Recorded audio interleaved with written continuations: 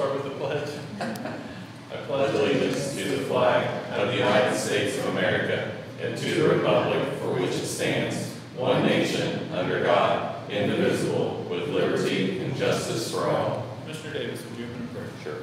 Father, we do thank you for another day of life. We thank you for your blessings. We pray, God, that you would continue to watch over all, and Lord, that you would have your way in our lives. We pray that you would continue to bless our nation, our county, and Lord, continue to keep our people safe. And we ask it all in Jesus' name. And everybody said, Amen. Thank you. Good morning. Good morning and welcome to our May 12th Commissioners meeting. I'd like to get started with the approval of the minutes from our May 5th meeting. Sir, I'd like to make a motion that we approve the minutes as submitted by the clerk. Second. Mr. Davis. Aye. Ms. Coleman. Aye. Mr. Powell. Aye. In the matter of resolution proclaiming May 2022 as Mental Health Awareness Month in Scioto County, Ohio.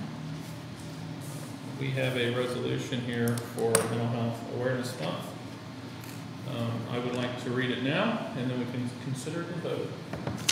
Whereas Mental Health Awareness Month is part of a nationwide effort in the month of May to eliminate stigma and discrimination surrounding mental health challenges and to increase awareness of tools and resources to prevent such challenges and reduce the symptoms. And whereas 1 in 4 adults experience mental health problems in any given year. And whereas mental health is part of an overall health and helps to sustain an individual's thought processes, relationship, productivity, and ability to adapt to the change or face adversity, yet we too often think about mental health differently from our other health issues. And whereas, like other diseases, mental health illnesses can be successfully treated, and thus we must build an open dialogue and encourage support and respect for those struggling with mental illness. And whereas a combination of medications, therapy, and recovery supports are highly effective, allowing people to maintain their quality of life and their involvement with their families and the communities. And whereas Scioto County joins individuals, families, and organizations in increasing awareness and understanding of mental illness, improving an array of mental health services for all ages, and ensuring those who are struggling to know they are not alone.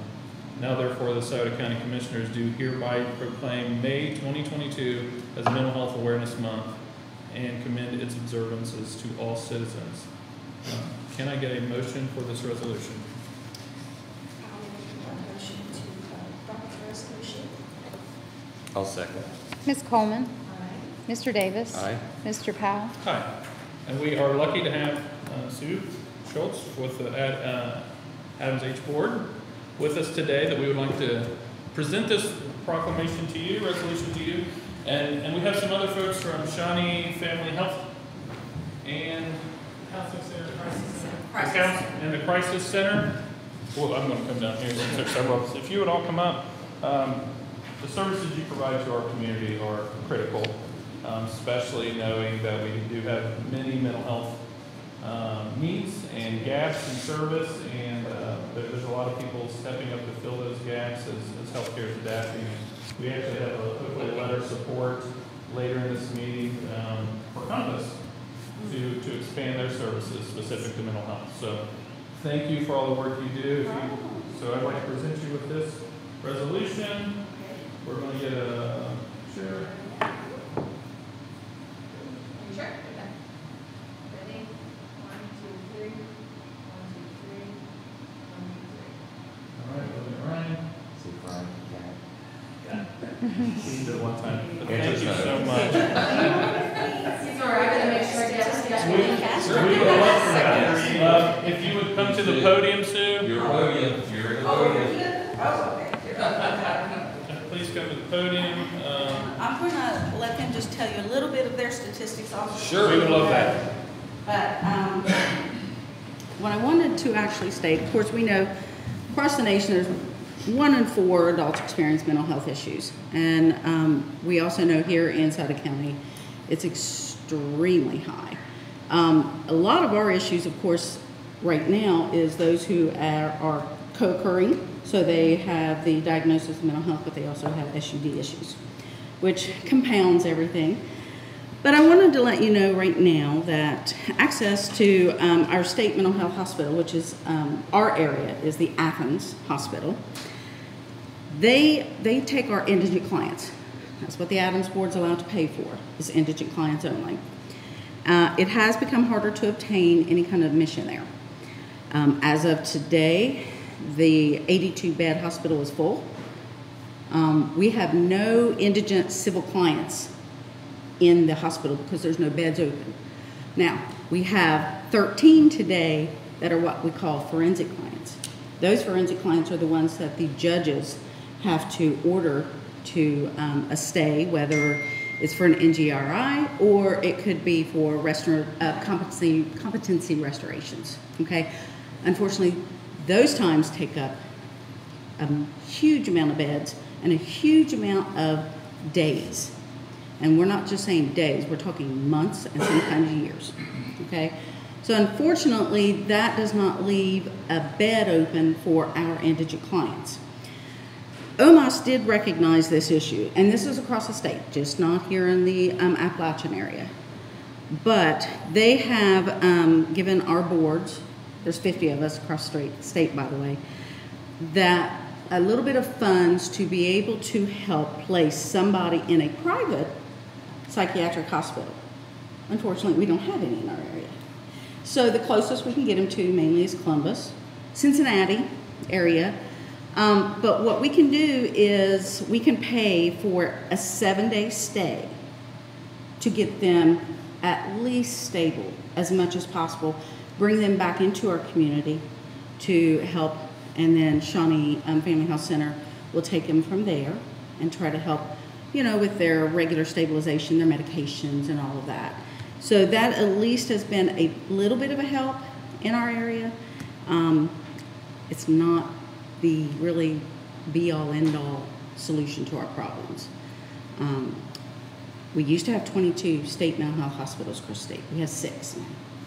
So you can imagine how many people, and we see it here inside the county, are on the streets, unfortunately, homeless. They are all struggling with mental illness, SUD issues combined. So we are hoping that we can try to get a movement going here to maybe possibly open up a couple of forensic mental health hospitals across the state. We would love that. We've talked to OMAS right now. It's not really in their budget to be able to do something like that. But I think it would certainly relieve that issue that we have. You know, down in Hamilton County, Summit Behavioral Health Hospital is pretty much just strictly forensics now. Not one of the area counties can get any of their civil clients in now. But they do have a few more private down there, private hospitals. So I just wanted to bring up the fact that if someone discloses to a friend or a family member that, you know, they may want to hurt themselves, please, whatever you do, you can call our 1010 hotline. You know, they have people there that might be able to help them, talk them down, or give them resources of what to do. And if they are really, really scared of what may happen, take them to the emergency room. Call an ambulance. I know it's probably right now not the best because ambulances and the fire department are, you know, really, really under siege right now, I guess you want to call it. But if they can get them to the to the emergency room, Shawnee Family Health Center then is called. And then we contract with them to do our crisis screenings to find out whether or not they can get them to the state hospital or a private. And if anybody is looking for treatment, please call our office and we will do the referrals to who they need to go see. But I do want to, whoever wants to go next, Shanna Shank, and she works for Shawnee Family Health Center, and I think she would like to let you know they have had, just in this last fiscal year for 2022, they have done 654 crisis screenings for our clients. And that would be going in whether or not they go into your private hospitals or not, just inside the county alone. Now that's a lot, and that's not even a full year yet. So I thought she might want to just tell a little bit about what they do on those crisis screening calls and some of the other information you may have. Yeah, sure. So Shawnee Family Health Center, we do the crisis intervention services, and so to Adams and Lawrence County. We provide the crisis intervention services on site in our clinics during business hours, and we go to local jails and emergency departments and provide the crisis services there. We also evaluate affidavits from probate court to see if, we can help people from the community. Okay. And Thank then you. I've got Jonathan Bashir here, who is the director of our crisis center, and that's located on 2nd Street, and he's got some stats there to let you know, just this past year and a half, how many have from Scioto County only who've been admitted there. So we operate the crisis center through the counseling center in partnership with the Adam Board, and I'm just here to highlight what a vital service that is for our region and for our residents here of this county. In 2021, we had a total of 240 Scioto County residents that resided at the crisis center for a period of time, and that is a 10-bed Class 1 residential mental health facility. So the crisis center's goal is to provide a triage and sort of a stopgap between the community and higher level of psychiatric hospitalization. Thus far in 2022, we've had 78 Scioto County residents. So this is a highly used service for folks in our community, and we work very hard to make sure that folks that need us can stay safe and access the services that they need. We also operate the 1010 Crisis Hotline, which is a legacy hotline here for the area. It's been around for a very long time, and we're proud to operate that through the Crisis Center. 2021, we had 4,213 calls to that hotline. And that can be for things like a mental health crisis or a concerned family member. But we also operate it as a knowledge base, a resource for the community if folks need to call and find out what options are available for their loved ones or for folks in the area that they might be concerned about. Thus far, 2022, we've had 1,567 calls. So also a very highly used service that helps to provide intervention for our community. And that is a free, anonymous hotline resource anyone can call. And that's 354-1010. So thank you. 354-1010. Yes, sir. Thank you so much. Thank you. And I want to thank you all for doing the proclamation today. Mental health is a huge need in our community. We have other issues going on right now with SUD housing, but just to let you know, there is not one mental health housing in any of our 3 counties that we cover. Not one. Adams, Lawrence, or Scioto. We have adult care facilities, but they don't normally all take a mental health client. They could take a DD client, they could take mental health, they could just take someone who's homeless who may not have a family to help with them. So right now it would be really a great thing for us if we could somehow pull in some mental health housing. It would certainly alleviate the issues with our homeless population, who unfortunately many of them do experience mental health issues. We are hoping to possibly team up with maybe Compass Community Health. We've been talking to them also. And hopefully we can try to at least get maybe one at least started within this next year within our area, we're hoping. That is something that's a huge need. I do know, just to let you know, the Crisis Center was able to open up we call it kind of a step-down unit from the Crisis Center. So they have a house literally across the street from the Crisis Center right now, who is able to take in some of the clients from the Crisis Center who probably need just a little bit more of a stabilization than the 5 to 10 day stay that they may do at the Crisis Center. So they now are able to house some of our clients, but it's not really, it's an extension, an arm of our Crisis Center. It's not an actual permanent supportive housing for mental health. What's the funding mechanism for mental health housing? Is that through the board or is that through Medicaid? It could be, no, Medicaid. It could be possibly depending on the type of services that is being done inside that house. Most of the time it's just going to be a place for them to stay, a place for them to live. Then they would go to their outpatient office for a mental health treatment of whatever it may be, maybe a Shawnee or somewhere like that. The main thing, there are some permanent supportive housing that we might be able to pull in some funding in from the state, and that's our next level that we are hoping to try to do. with Adam Board not really having the levy dollars that most Adam Boards across the state have, unfortunately, we don't have the type of funding that we could utilize for those. So it's just really up to our state office to be able to put out any type of grant and help pay for those type of housing units. So hopefully here by fall, though, the transitional age youth housing that Shawnee Family Health Center and PMHA have went together on, we were able to secure about $1 million from the state to help them get that started. But those are for pretty much the transitional age youth coming out of foster care. Those who are turning 18 have no place to go, have really not a lot of life skills, so they'll have case management. They'll be able to help them understand how to live, what to do, get them to school possibly, get some training maybe for jobs. So I think it's going to be a really, really excellent program, and they will have a roof over their head, and they're not going to be part of the homeless population that we have right now. So hopefully we'll see. But thank you all. Thank you so much. Thank you. Thank you Okay. for coming. Thank you.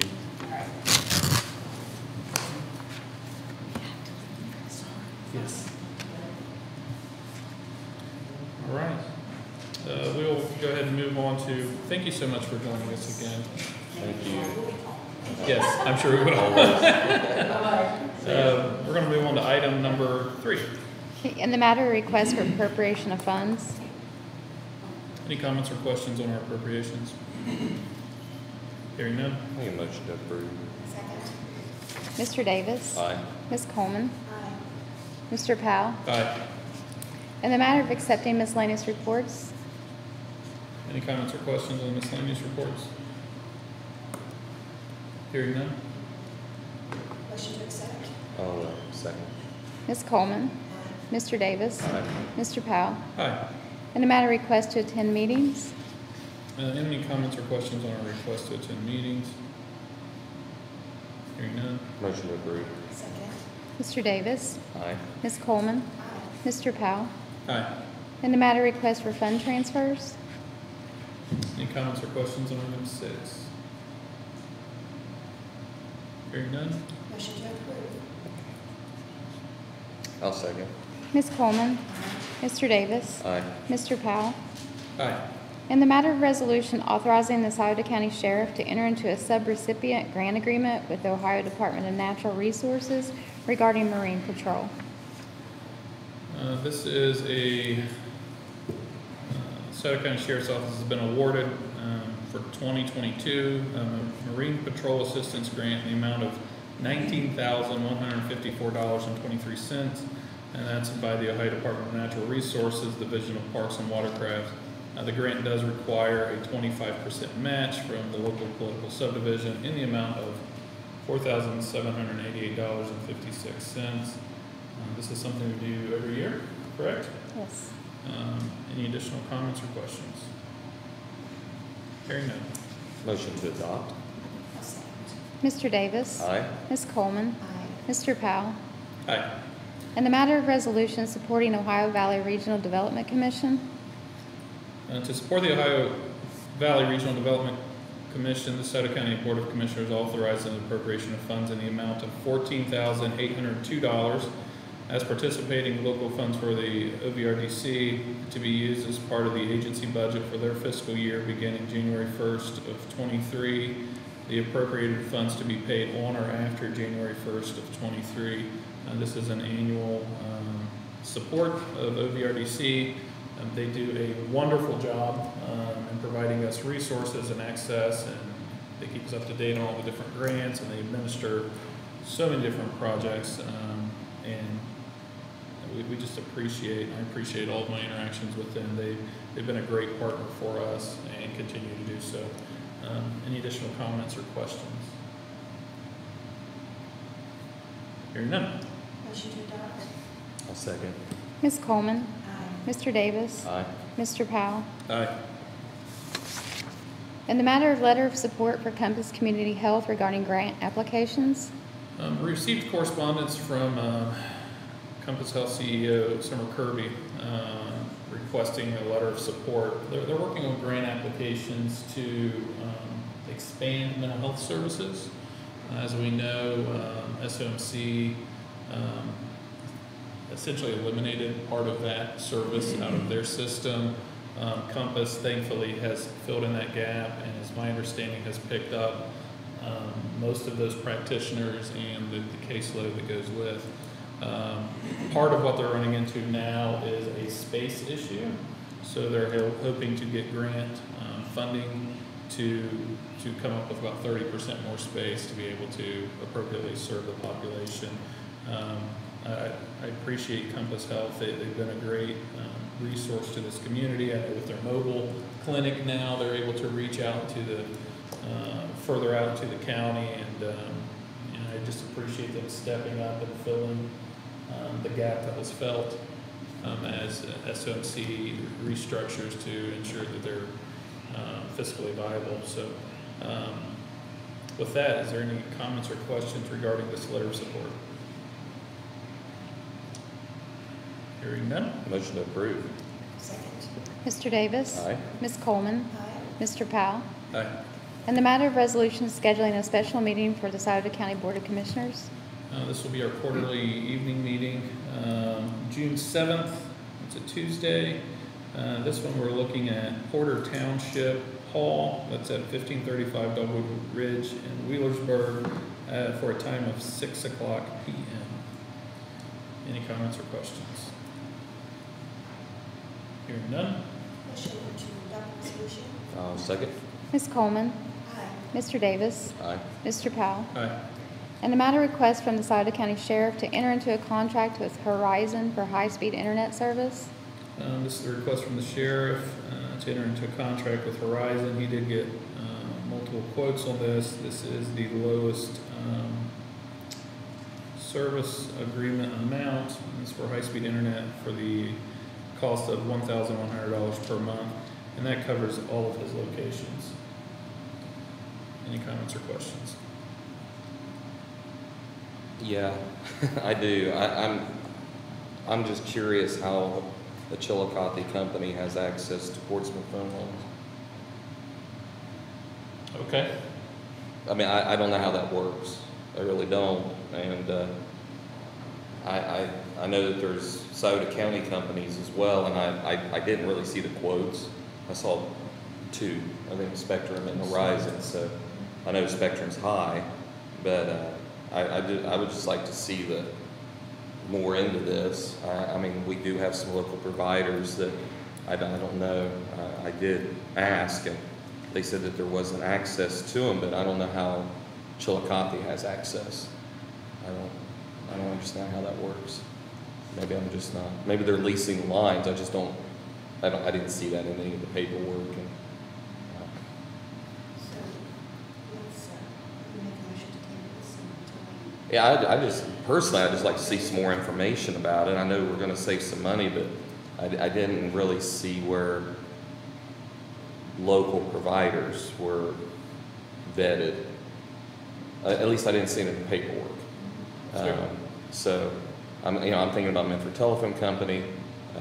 I don't know what SOCS could do. I'm just curious as to, before we sign a contract with a company out of Chillicothe, I'd like to know what that looks like. Totally understand the need, because they there has been some unreliability apparently, and the cost is higher. So I would just like to see that personally. I didn't really see that in the paperwork, but that's just me. I mean, right now I would vote no unless I saw the information. We can definitely go back to the sheriff and have him gather additional information. Okay. Yeah, I mean, So did I hear a motion to table? Yes. Commissioner Coleman? I'll second. Ms. Coleman. Aye. Mr. Davis. Aye. Mr. Powell. Aye. In the matter of resolution accepting grant and dedication of right-of-way for public road purposes to be known as Pirate Drive, Township Road 1334, 0.27, Porter Township, Scioto County, Ohio. Any comments or questions on item 12? This is specific to the sidewalk project. I think this is really great what they're pursuing, because if you go up Pirate Drive, you can easily see the problem. It is. I mean, they come down the one. You can see the one sidewalk, and then it terminates. and then there's the crosswalk, and it's right into a ditch, basically. I mean, ultimately, so I really understand why this is so needed. So I'm really appreciating what the the county engineer is doing here, and working with the township and of course us and the school board there. This is really going to be, it's going to be phenomenal. Very similar to what was done at Green and Franklin Furnace. So this is a good thing. I know the Sauter County engineer's been working very hard on this project and developing this project. But this is for the resolution accepting the dedication of this roadway. Any additional comments or questions? Hearing none? Motion to adopt the I'll resolution. second. Ms. Coleman, Aye. Mr. Davis, Aye. Mr. Powell. Aye. In the matter of letter of support for Star Inc. regarding ODOT section 5310 grant application. This is a letter of support. STAR is seeking out grant funding from ODOT, in particular to upgrade some of their vehicles. So they're hoping to get some funding to be able to purchase a vehicle. Any comments or questions on 13? Hearing none? I'll make a motion to approve. A second. Mr. Davis. Aye. Ms. Coleman. Aye. Mr. Powell. Aye. In relation to that, I think this is approximately over $200,000 in new vehicles that they're looking to get from this. Of course, their vehicles get wore out. They really do. So this is a great grant that they're applying for, and I really, really hope that they're able to get this. Sorry. No, you're fine. You're completely okay. Item 14. In the matter of memorandum of understanding between the Sauter County Prosecutor and the Sauter County Job and Family Services regarding office space at 710 Court Street. It's an MOU between the prosecutor's office and JFS located at 17 Court Street. This is for space for 2 assistant prosecutors and 2 administrative assistants, each assigned to provide legal services and legal representation for CPS with no cost to either department. Essentially, they'll be moving and locating across the street here as we're continuing this consolidation process. Gets them closer to the courthouse to either provide service there. But this is a MOU between the 2 organizations. Any comments or questions? I like the efficiency. I like the fact that you're going to have the attorneys in the same building. It also frees up an office over here in the annex because they're literally on top of each other. So this will definitely help and facilitate discussions in the future. Very good. If there's no additional comments, can I get a motion? Motion to approve. Second. Ms. Coleman. Aye. Mr. Davis. Aye. Mr. Powell. Aye. In the matter of sub-grant agreement between Sauter County Job and Family Services, Sauter County Community Action Organization for the administration of the 2022 TANF Summer Youth Employment Program.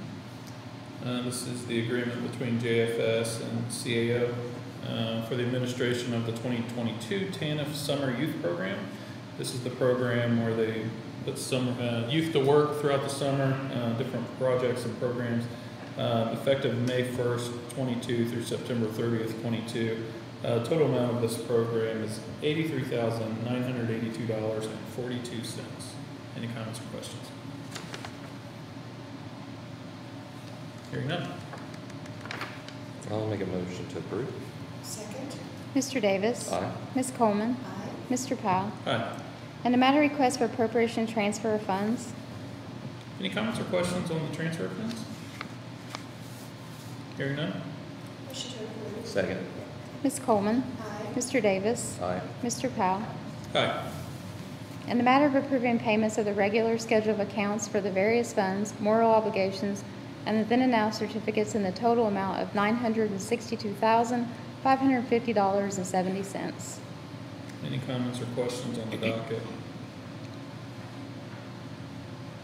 Hearing none. Motion to approve. Second.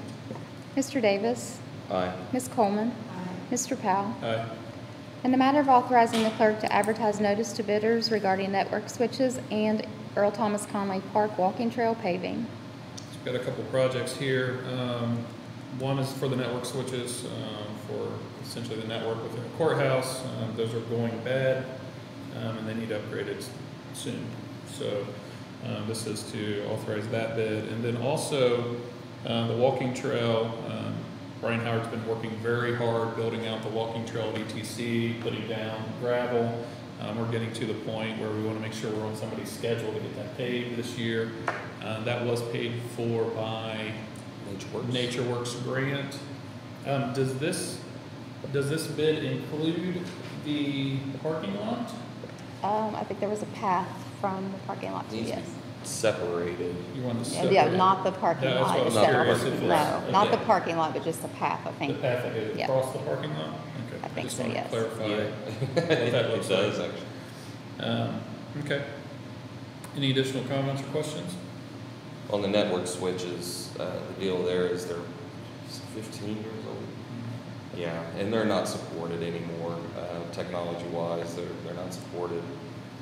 So we gotta get these replaced. I hope we don't have major issues before we get this done, but it looks like the cost is gonna exceed the 50,000, so we definitely need to move on this quickly. Hopefully we'll be able to get these back relatively quick and get these awarded, because our IT guy says it's critical, so need to move. And then on the walking trail, I've talked with a lot of people about that. They're very excited about that. That's a 1 mile loop around Earl Thomas Conley Park, the upper, what I call the upper rim, basically, because of the elevation. Relatively smooth, relatively, it doesn't have a whole lot of elevation change.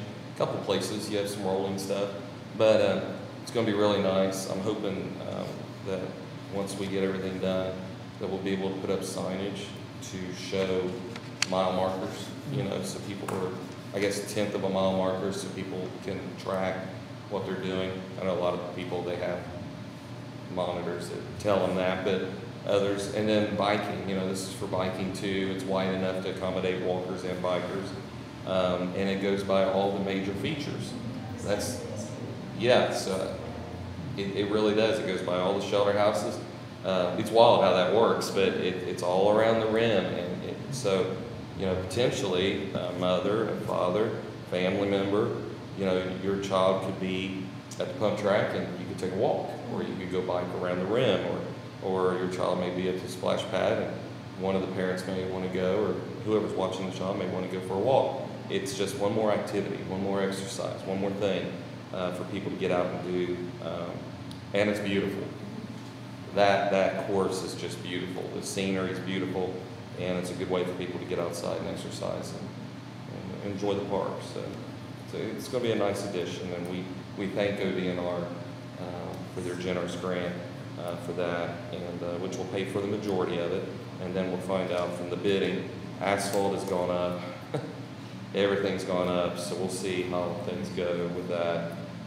Being 6 foot wide, but it is a mile long, so there's quite a bit of asphalt there. So from the time that we received the grant to now, what was our hot mix? Was it 20% That was us. increase? Yeah. I mean, that was, A private person, it's going to be more expensive because they don't have the volume. right. So, I mean, we literally saw a 20% increase in our hot mix Yep. with the county. So we'll see how it comes in. Hopefully, it won't be too bad. And we want to get this done. I think it'll be a great addition for the community. So that's it. All right. Well, with that, can I get a motion? Motion to approve. I'll second. Ms. Coleman, Aye. Mr. Davis, Aye. Mr. Powell. Aye. That is the end of our agenda. Any questions on the agenda? Nothing on? Yeah. Hey, Colin.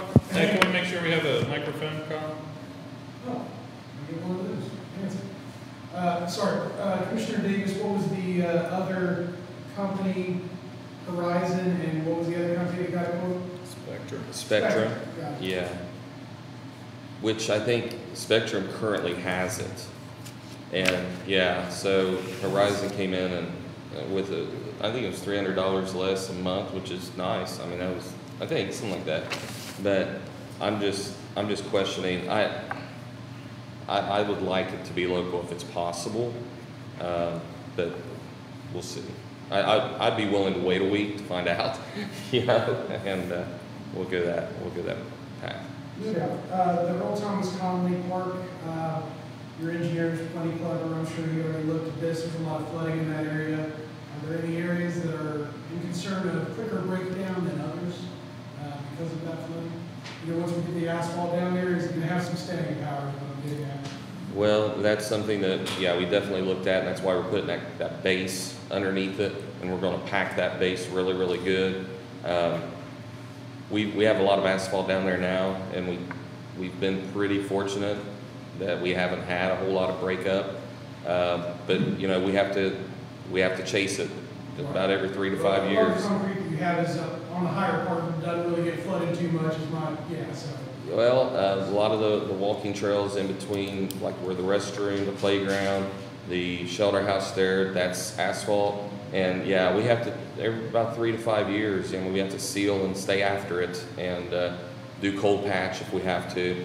It's, you know, we're really hoping that we don't have a whole lot of problems, but the contractor will know that they have to make sure that this thing is laid down good and that we protect it as much as possible. I think we'll be successful, I really do. And yeah, flooding's always a problem. Seems like in the last 7 years we've been underwater, 4 times, I think, and it's always a concern. So it's the amount of time it's under is really key, and we had one particular episode where we was underwater for like 5 days, and that was concerning. But usually the water comes down pretty fast. So yeah, it's a concern. It's a valid concern. The areas you got, I get it. Last question, Sue, I had a follow-up question for her. She bugged out. I'll get a hold of her.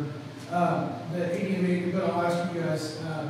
She said that we don't have a levy here like Adams County does, like Lawrence County does. Do you have any idea of the number, a figure on what that levy usually provides for them, and how much of it comes, how much comes out of our pocketbook? We'd have to get that fund for. Yeah, I know the last time they ran one, it failed. And Adams or Lawrence? it was for all. It was the local Adams board ran a levy. It was it 3 years ago, maybe? Something like that. And I'll say it, unfortunately, a lot of people thought wrong about the levy. They you know, we often talk about this stigma, and people, you know, they don't want to help people that are addicted. There's people out there like that, and there was a lot of conversation in the community like that. I think maybe some of that's changed a little bit as far as the overall perception. The Adams Board, what they do is they're very, very active in working with providers to address, we heard it this morning, mental health issues. We heard that. A lot of times those are connected with addiction. You'll have that at times. And they work really hard with reputable providers to do that work. And I think some people, and I don't know if it was a failure to communicate, maybe it was a communication issue as far as what those dollars would be spent on. I think also that there's just some people that don't feel like it's their problem. And unfortunately in our community, there's very few families that haven't been touched by this. So, and you know, I just had this conversation with her the other day as far as, are you thinking about maybe trying again? I don't think they're to that point yet. I think there's some concern that it would probably fail again. Maybe not. Do you know how close the last one was? Sorry to interrupt. It wasn't close. It wasn't close. Not if I recall. I don't think it was close, unfortunately. But they do really good work, and they're underfunded compared to other counties. And that has to pass in all counties, correct? I do not know, but I think that would be about right. So where they are not a single county board, they are a multi-county board. I believe that's the case, and it makes it tough. we've had this conversation multiple times that there's a lot that they could do, but they can't do because they don't have the funding. And I think OMOS does their best to help them as much as possible, but then again, it's never enough. It's never enough, especially in the situation we're in with the opioid crisis. It strikes me, Ross County, I think, is in a similar situation. They have a ADMAH, HS, whatever they call it there. And I think their levy did pass, and they're in similar areas, similar constituents, a lot of the similar concerns. So maybe look to them and see what helped it work for them. Yeah, I'm yeah, I not know. correct in saying that their most recent levy passed. We'll look at it. Yeah, I mean, the Adams board, you know, of course, the board itself is made up of a lot of local community leaders and professionals that are in the treatment, you name it. There's different ones on there that do that. Matter of fact, there's some requirements there built into it. But yeah, I think you know, as I mentioned, I was talking with Mr. Schultz the other day about it and was wondering where they were, you know, and I think they're thinking about maybe trying again. We'll see. We'll see. It's tough. It really is. The dollars that are being spread out right now, there's a lot of dollars. Sometimes you hope that they're going in the right area, that they're going to the right place. And a lot of that's driven by state. You know, the state makes those decisions, even some federal. So it's a concern. But they do good work. They're very serious about who they work with, and because they have limited funds. So they really vet that really well. I believe that they do a good job. So anything else? All right, any questions not on the agenda?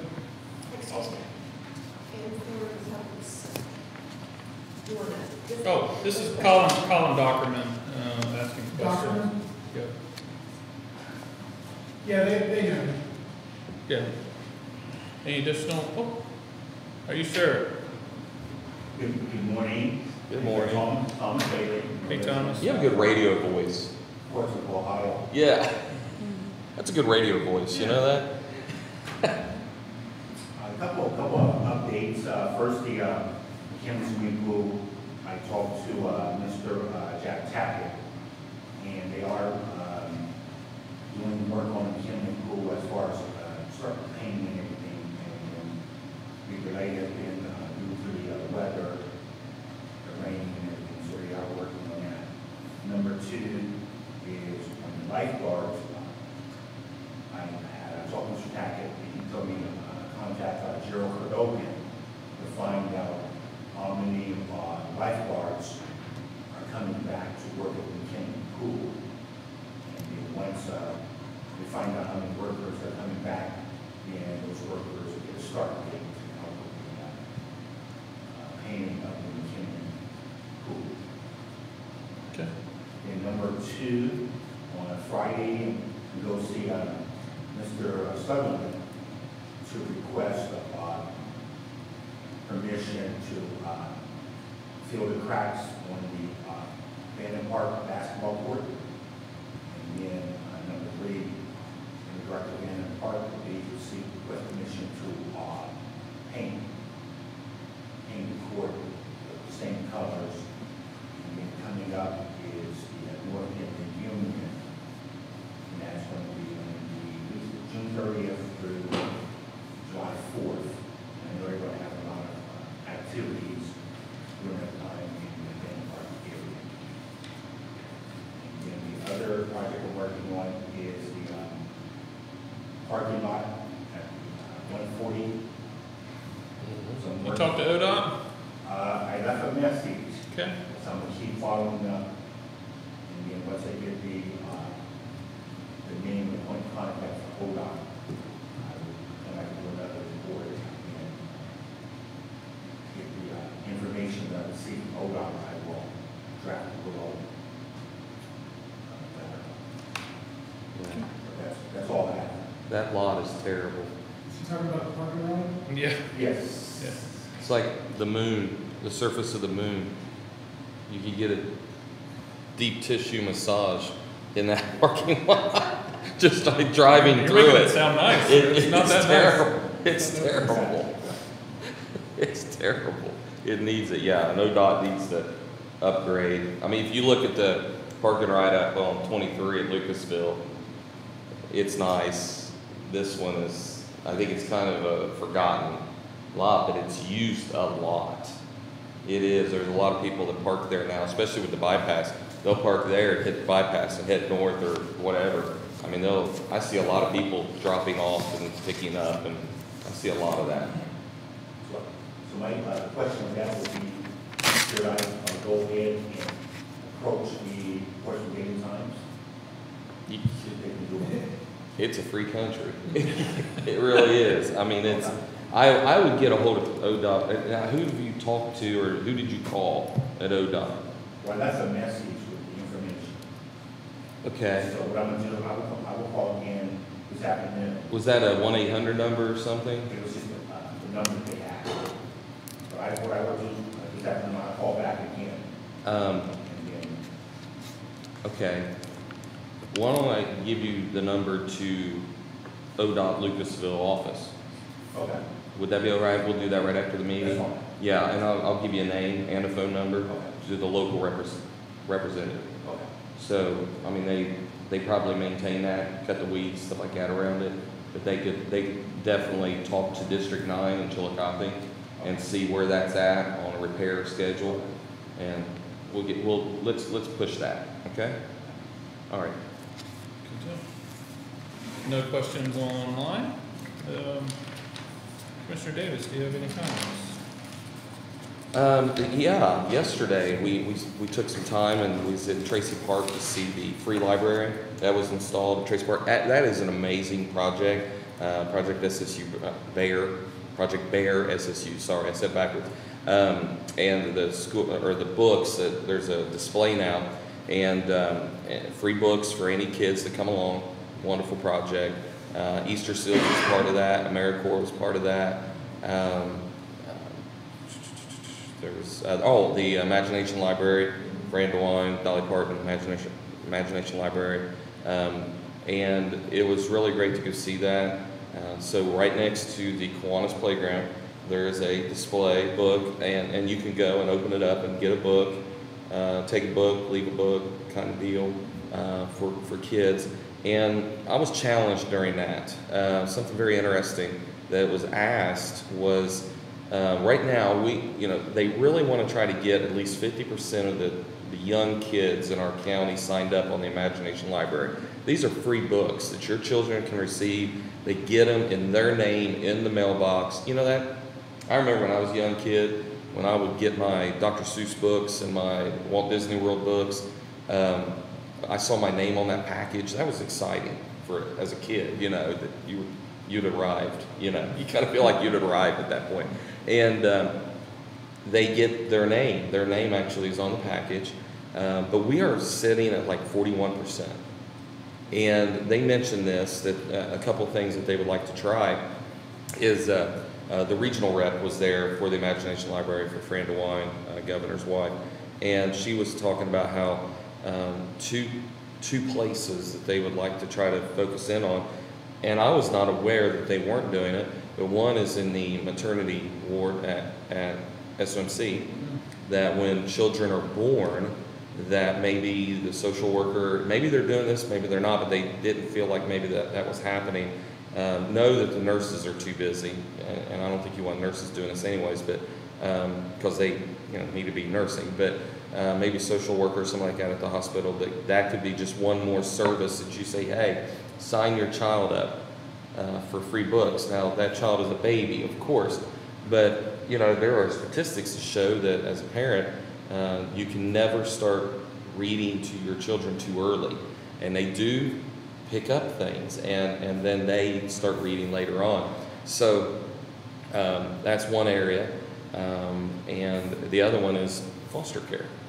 That when, and this would be like a courts, children's services kind of thing, that we have the paperwork available, the ability for them to sign up online and present this to the kids through those avenues.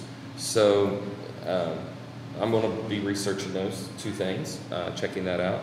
But I think it's great. Education, public education, Education is, we talked about how broadband is so important to being a great equalizer, but also reading, educating yourself, getting, I like books. I do. I like reading books. But I know not everybody does. A lot of our newer generation likes to get on their phone, and that's okay too. But this is a great avenue to build families and to support our young people. So anyways, we'll check into that. And I might add that the Imagination Library, when you sign your child up, it's from birth to 5 years. Yes. They'll receive those books right up until they're 5 years old. yes, and it is quite amazing the number, millions and millions and millions of books have been distributed.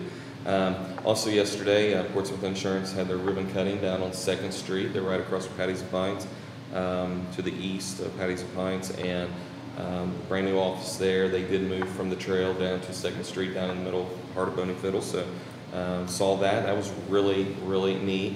And then Cirque du Soleil did their artist presentation yesterday, where the young people there had built these neat window covering silhouettes that are going to be in the back of their studios to cover the windows in the back of their studios. So when you see those now, that's not going to be just boarded up windows. You'll see silhouettes of acrobatics and things like that. So it just makes it look nicer, other than painted boarded up windows. So they did a great job. It was really cool. They did an artist reception. So the young people that actually did it were there presenting their artwork. So it was really neat to see what they did and how they did that. So some good things, happening, and it was good to be part of that. And they were glad that the commissioners were represented, and those things are happening in our community. So little things, but they add up. They add up. Additional comments? No, that's it. Just have a couple things. First, congratulations yet again to Rob Black, Julia Bach of the Boney Fiddle Project. They did finally have the Governor's Award for the Arts last night, yesterday. They do a heck of a job down there, and they just finished, while they were in Columbus, their sidewalk project down there at what they call Three Bridges was finalized. So 2nd Street's getting even more love, and that's good. And, I know their first kickoff is the Music in Motion Festival that starts, is it Memorial Day weekend? Yeah. Yep, so it kicks off really at the end of this month, and that's connected to music, but also getting outside, yoga and hiking and biking and kayaking and all those fun things. So they got a lot planned for that, so keep an eye out for that. Tuesday, we had our very first One Ohio Region 9 meeting. This is a board made up of 24 individuals covering 8 counties. This is connected to the opioid settlement. While we have opted out of one settlement with the big 3, we have opted in with others. But thanks to Commissioner Davis, the methodology to set up those boards, really, I think they followed it statewide, if I'm not wrong. I'm giving you credit. Like nobody else is. I'm giving you credit. All right. Whatever. But it's essentially a representative from the commissioners, the largest municipality in the townships, because they're all political subdivisions that had the ability to opt in or opt out. We had our first structure meeting. They did name me president of that board. Congratulations. So, while we're having these conversations and as this money starts flowing, it is not flowing yet. There's a lot that has to happen at the state level. They have to get their state foundation set up, but having the boards together and then sending a representative to Columbus is the critical step that we had to cover on Tuesday. But so for the remainder of this year and the next year, I'll be heading that meeting for our region. Essentially what this board will act as is a clearinghouse for projects at the regional level. So 55% of all the One Ohio money goes to the regions, 15% state, and then that leaves what 30% that went directly to the local subdivisions. So any projects, we'll be requesting projects as that comes out each year to allocate these funds throughout the region to tackle the opioid epidemic or the fallout of, or it's going to have to be projects tied to the opioid epidemic and what these companies has done to our communities. Once those projects are vetted at the board level, it'll then go up to the state level as almost like a second check to make sure that, yes, it fits into the One Ohio settlement agreement. So, you know, they're going to want to make sure that, yes, that project is connected to. So, a lot of exciting stuff happening on that front. Thank you for sending me as a representative, and now I guess I'll be president of that board for the remainder of the year. It's a good group. Good people. It's a good group Yeah. of people. Everybody has their heart in the right place.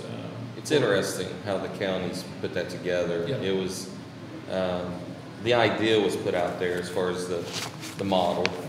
Some counties opted to change that a little. Some of them went with a little different makeup, but mostly that was it. But so recipients of monies would be people like Adams, the Adams Board, potentially. Yeah. Providers, anyone who comes up with a project. Prevention education is a major thing that they're pushing with the One Ohio settlement. Things that can be done to abate, prevent addiction. And, I think, Region 9 definitely has been hit hard. Portsmouth and probably Chillicothe are the two biggest municipalities in the region. So why that's important is that our region is not, doesn't have a large municipality, huge municipality that would kind of take all of that over, I thought they did a pretty good job of splitting that up. I mean, when you think about like Montgomery County, that's one region. So, that's Dayton, Montgomery County. So the large municipalities got their own region. And that way they're not fighting over, and you don't have the small entities scrambling. Possibly, I don't know. I'm sure there will be challenges with every region. But very interesting how this is all panning out. And still a lot of work ahead. Statewide board has their first meeting Monday. They're trying to incorporate it as a nonprofit. We're hopefully we'll see bylaws coming down. So we're working through the organizational phase of the settlements, essentially. Our representatives for Sonoma County? Myself, John Haas from the city of Portsmouth, and I'm going to blank on his name, Porter Township Fiscal. Ted Adams. Ted Adams. Yes. So great representation throughout the county, and we had a good showing.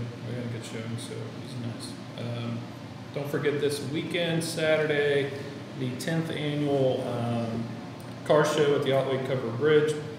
All those funds go to maintain the park and the bridge, and they always do a great job. So get out there and enjoy that part of the county. And then also, we've been talking about biking a lot, pump tracks, paved paths.